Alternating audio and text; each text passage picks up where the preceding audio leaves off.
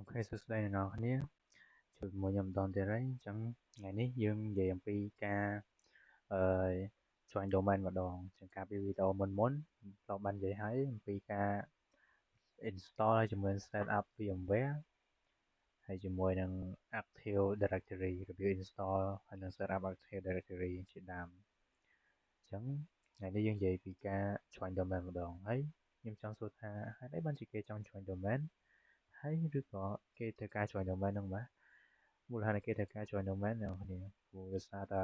យើងចង់ access resource គ្នាទៅវិញទៅមកពី domain មួយទៅ domain មួយពី forest មួយទៅ forest មួយអញ្ចឹងទៅឬក៏ពី tree មួយទៅ tree មួយព្រោះបើយើង join ទៅយើងអាច access គ្នាទៅវិញទៅមកបានអ្នកនរគ្នាឬក៏យើងអាច access បានតែម្ខាងអញ្ចឹងអ្នកនរគ្នានិយាយទៅគឺត្រូវ access ហ្នឹងហ្មងចង់បានបើយើងចង់ access resource ពីណាមកយើងត្រូវ join មួយអ្នកហ្នឹងអញ្ចឹងណា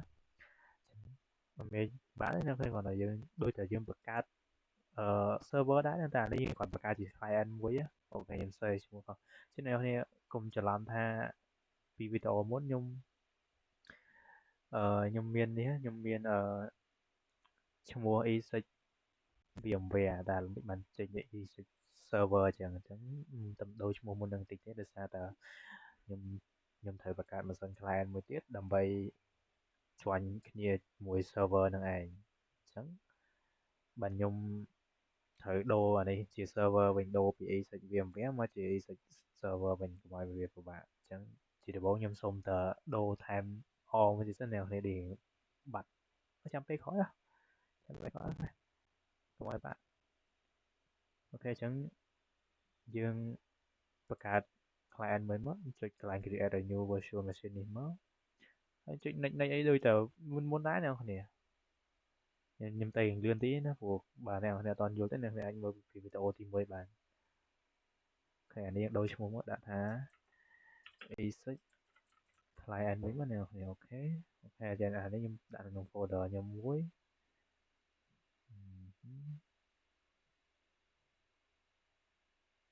មិនណាចាស់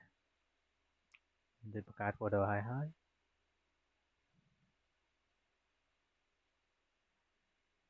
អូខេអ្នកនរគ្នានេះ Windows VMware client នេះឯង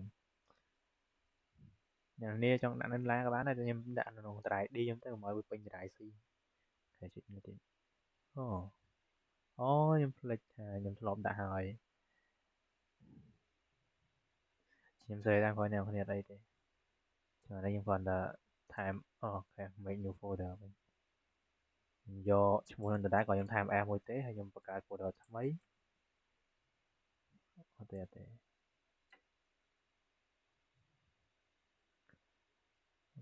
make new folder មកនេះហើយយើងបង្កើតយ៉ាហើយយើងបង្កើត folder ថ្មីថែមតែ S នេះអានេះឈ្មោះយើងចង់ដាក់អីបានឲ្យយើងចំណាំថាយើងទុកនៅណាអ្នកគ្នាជាអូខេមកបើចឹង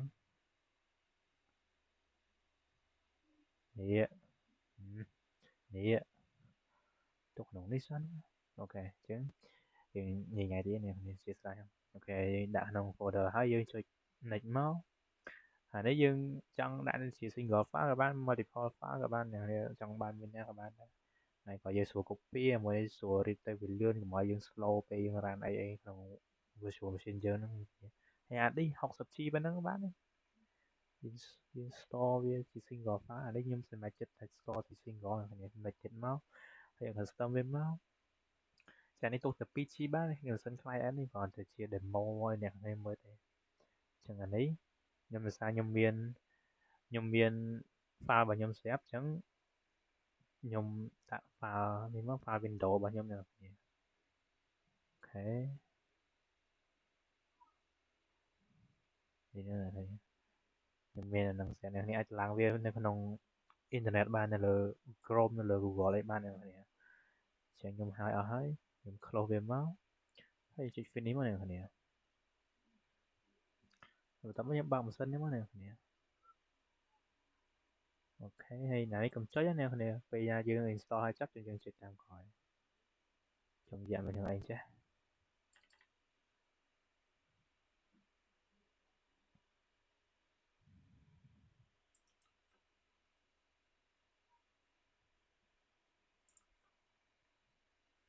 វាមានរឿងអីចេះ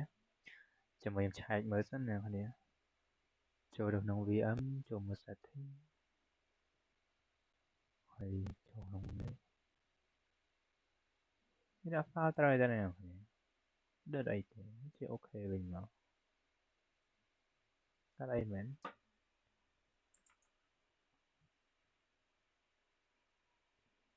ចាំពីអ្នកគ្នាខ្ញុំនឹងសាកម្ដងទៀតមើលលោវាមានរឿងអី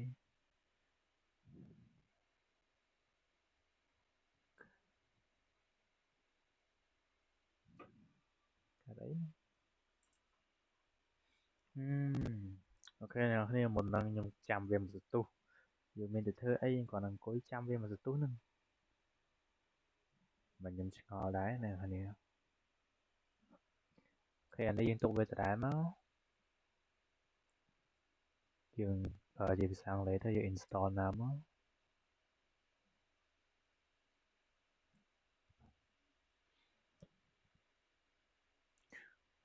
អូខេអ្នកគ្នាឥឡូវគេឲ្យយើងដាក់ product key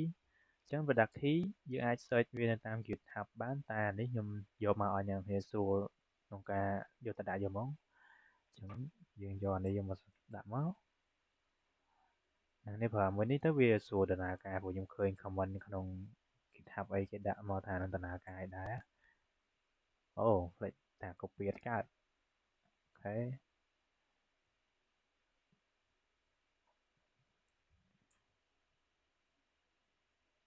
យ៉ាអូខេចឹងយើងសរសេរមកចាំតិចអ្នកគ្នាអូខេយើងសរសេរមក x w c h q c d m y c 9 w n p c b w w t v y y 2 k t v និយាយទេខ្ញុំមិន KTV មិន KV អូខេអញ្ចឹងយើង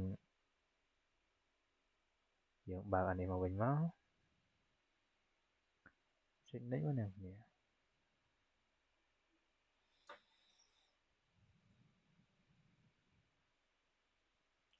វាលោតចេញចេះមកយើងគ្រាន់តែ accept វាមកអ្នកគ្នា accept ឲ្យ next ទៀតមកអូខេយើងយក custom បើយើងយក upgrade គឺថាយើងមានហើយតែនេះយើងតែបង្កើត client ថ្មីទេអញ្ចឹងយើងអត់មានទេយើងគ្រាន់តែ install វាមកណា upgrade custom ណាចំត្រាយញ៉ៃម៉េះ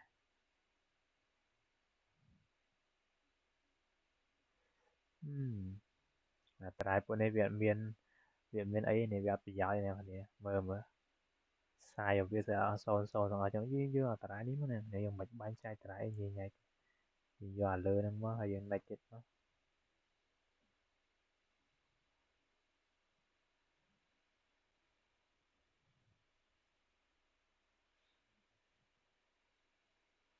ហើយនេះវា loading ផ្ទាំងមួយនេះមកហើយដូចចាំតិចទៅអូខេអ្នកគ្នាចឹងការមិញយើងចាំវាមកសន្ទុះដែរហើយបំតែវា load ចូលផ្ទាំងពួកបែបនេះចឹងមុនហ្នឹងគាត់វាយើងគ្រាន់អង្គុយចាំវា download ណាអ្នកគ្នាចាំវា download ឲ្យចប់ហើយវា load auto ចូលផ្ទាំងពួកប៉ុណ្នេះមកដល់ហើយនេះយើងមកយកបានចុចអីទេចឹងអានេះជា PC ណាអ្នកគ្នាចឹង client របស់យើងជា PC ហ្នឹងឯងចឹងយើងដាក់ឈ្មោះមកដាក់ឲ្យយើងចំណាំថានៅណាអ្នកគ្នាចុះឧទាហរណ៍ណាឧទាហរណ៍ថាយើងដាក់ PC 1យើងដាក់ PC 1យើងបានតែឧទាហរណ៍ថាអ្នកគ្នាបង្កើត client នៅអឺនៅក្រុមហ៊ុនមានឧទាហរណ៍ថាអ្នកគ្នាធ្វើការក្រុមហ៊ុនច្រើនកន្លែងហើយអ្នកគ្នាបង្កើត client ទៅដាក់ PC1 ក្រុមហ៊ុននេះដាក់ PC1 នោះដាក់ PC1 ចឹងឧទាហរណ៍ថាអ្នកគ្នាមានរឿងអីចឹងទៅអ្នកគ្នារក PC1 រកនៅក្រុមហ៊ុនមួយណាប្រកបរកនៅកន្លែងមួយណាប្រកបចឹងជាឧទាហរណ៍អ្នកគ្នាខ្ញុំរៀននៅសាលាភូមិន្ទចឹងយើងដាក់ថា RU អូខេអ្នកគ្នាខ្ញុំអត់ហ៊ានសរសេរអក្សរសាលាខ្ញុំហ្មងទេយើងគ្រាន់តែឧទាហរណ៍អ្នកគ្នាដាក់ថា ORG ជា organization អ្នកគ្នាហើយយើងដាក់ថា 101យ៉ា101ចឹង101ចឹងអ្នកគ្នា101 PC1 yeah PC1 đã món này chỉក្រុមហ៊ុនnàoគ្នាហើយនេះបន្ទប់ហើយនេះ PC អញ្ចឹងអ្នកគ្នាឈ្មោះថា PC មួយណាហើយនេះបន្ទប់មួយណាអញ្ចឹងអ្នកគ្នាយើងដាក់របៀបអញ្ចឹងមកស្រួលយើងចំណាំអញ្ចឹងអ្នកគ្នានេះឥឡូវខ្ញុំដាក់ថាជា E6 អូខេ E6 អូខេចេញចុច next មកហើយយក Express ទៅវាលឿនយក customize setup ញ៉ៃៗអ្នកគ្នាយ៉ាកាត់អីចាស់អូត្រូវដាក់ email ចាំពីនេះចឹងអ្នកគ្នានេះវាត្រូវការ Microsoft account វាមិនចាំបាច់ដាក់ក៏បានដែរយើងគ្រាន់តែយកឧទាហរណ៍មួយចុះចេញទៅវិញមកដល់ទៅតដាក់អីវាបង្កើតថ្មីមកនេះឧទាហរណ៍អ្នកគ្នាដាក់ថា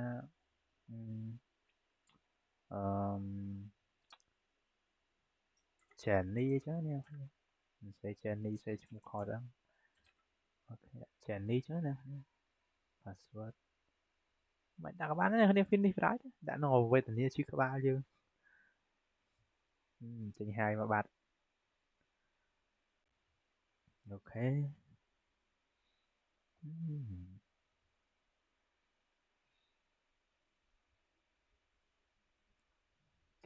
អូខេ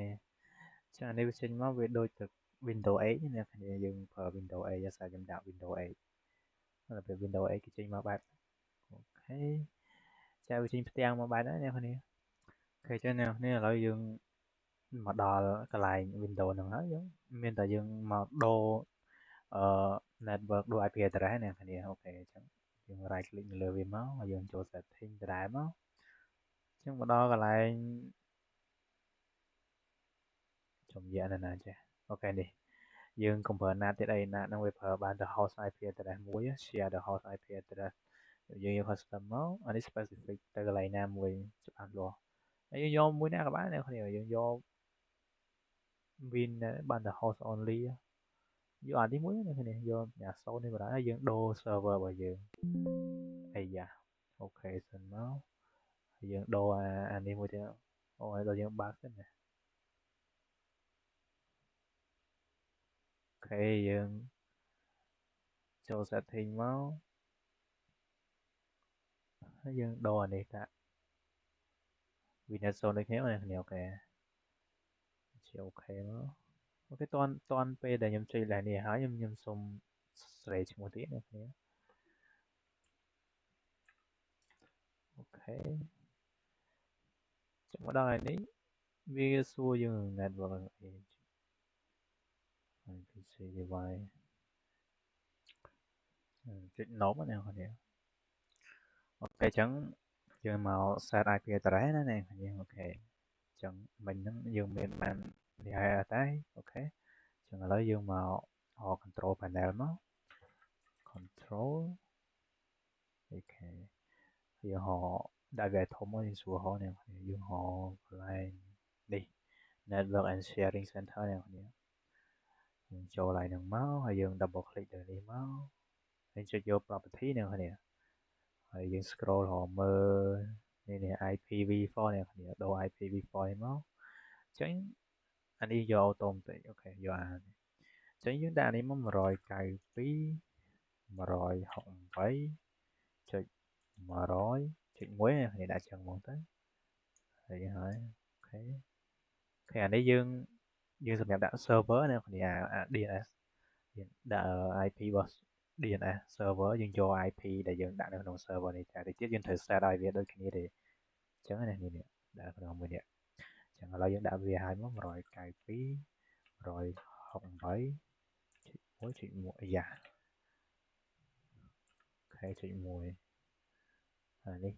before gateway យើងមាន internet អ្នកគ្នាយើងមិនដាក់ទេអញ្ចឹងចុចអូខេមកអូខេមកខ្លុះហើយអ្នកគ្នានឹងហើយមួយណាអូខេអញ្ចឹងយើងទៅបើក server យ៉ាងម្ដងអូខេអ្នកគ្នាចាំមកទទួលអ្នកគ្នាអូខេអ្នកគ្នាអញ្ចឹងយើងមកដល់ចាំឡើងនេះហើយចឹងអ្នកគ្នាមិនចាំថាយើងចង់បើកអានេះបើកមិនអូខេ control Alt insert ដាក់ password ទៅមក abc 8123 enter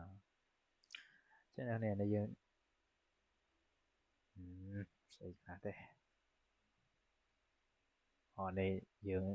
shut down នេះផ្ដាស់ចឹងទៅវា alert វា warning យើងណាអូខេចឹងយើងហៅ control panel មកយើង search control panel អូខេ enter ដូចគ្នាមិញណាគ្នាយើងដូរ IP address ទៅចាអូខេនេះយើងយកនេះមក property យក IPv4 ដូចគ្នាណាគ្នាណាចា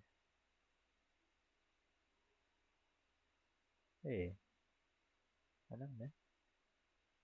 អូខេ property នេ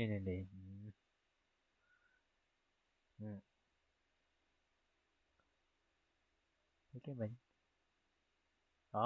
double click សំទោសអ្នកគ្នានេះ remind me that time ណាគ្នាធ្វើដូចមិញមកខោយើងដូរ IP address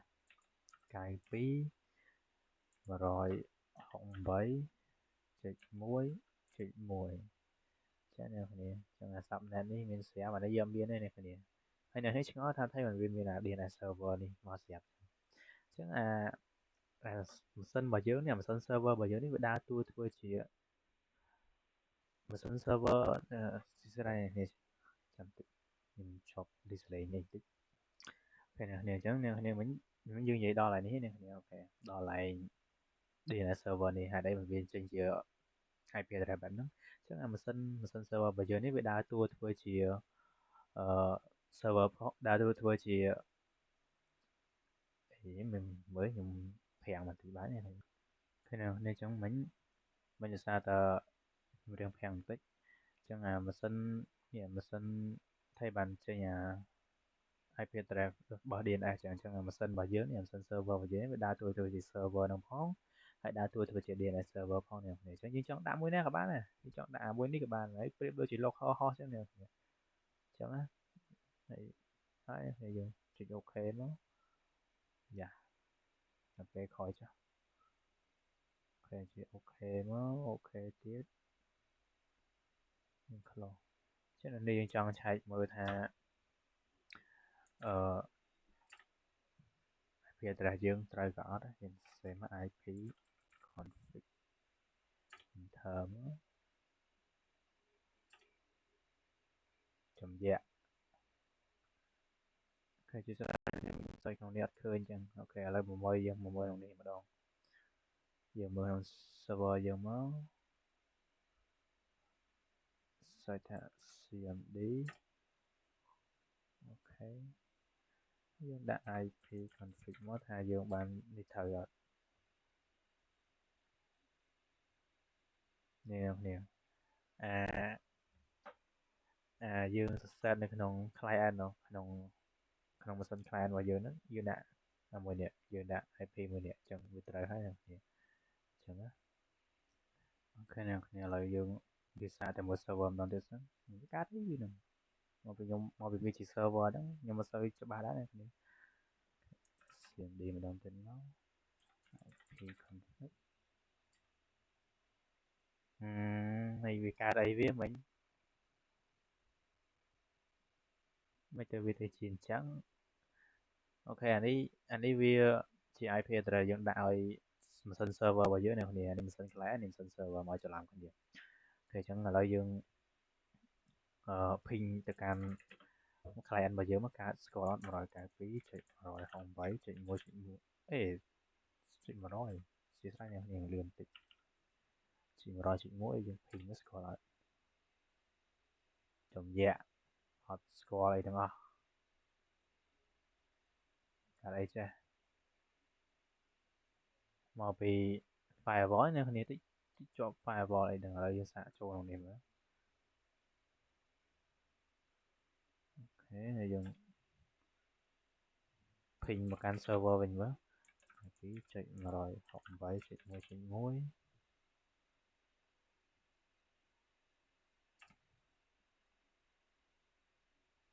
អត់ទាំងអស់មានរឿងអីចេះអូខេអ្នកគ្នាខ្ញុំតាមរកមើលមុនហ្នឹង ដោយសារតែខ្ញុំសាត់ខុសអ្នកគ្នាជាស្អីផងអូខេចាំតិចយើងចូលទៅកាន់ control panel យើងម្ដងទៀតសិននៅក្នុងម៉ាស៊ីន client អ្នកគ្នាខ្ញុំជាស្អីអ្នកគ្នាអូខេចូលមកម្ដងទៀតហើយយើងបើក property យើងចូល IPv4 យើងដដែលអ្នកគ្នានេះខមួយនេះចុច 1.100 មានតែចុច 100.1 ខុសខ្លះគ្នាហើយអូខេអញ្ចឹងអូខេមកហើយអូខេទៀតមកយើងហើយអ្នកគ្នាឥឡូវយើងសាកតេស្តពី server មកនេះមកម្ដងទៀតមើលនេះខុសទេមិនចេះខ្ញុំអត់ឃើញចុច1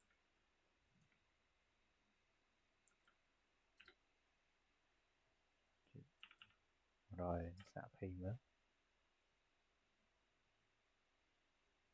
request timeout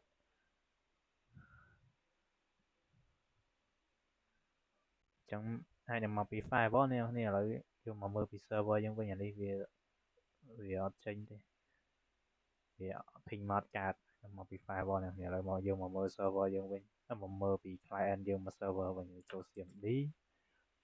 hay chụp ping rồi cài phí chụp rồi học mấy chụp muối chụp mùi ping ở bàn đấy những ba này thì ping mất ban một ping từ server ban đều một chẳng lẽ mà dương mà bật server thế nào thì dương bật server dương một bật firewall này thì firewall dương ok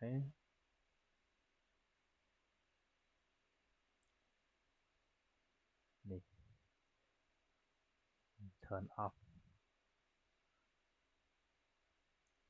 turn off sân máu hay dương cho mò đi mấy ping đòn chết nè này thì bánh được xa được firewall cho nó giờ lại ping bàn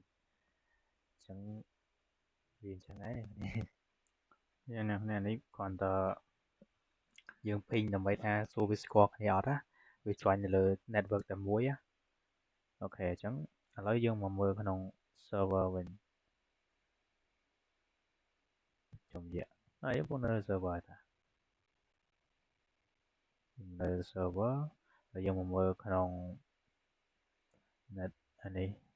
đọc theo directory này tha main computer của user nó ban chọn nào mấy dương ban bạc cả computer mùi mùi sân client chẳng những mưa tha ban chọn nào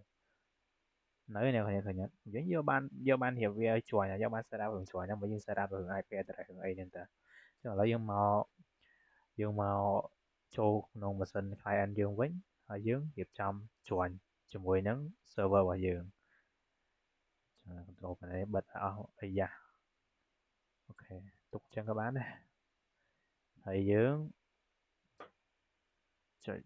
Windows ý mà nè thì ok trên Windows ý mà dương right click lên this PC trên lên property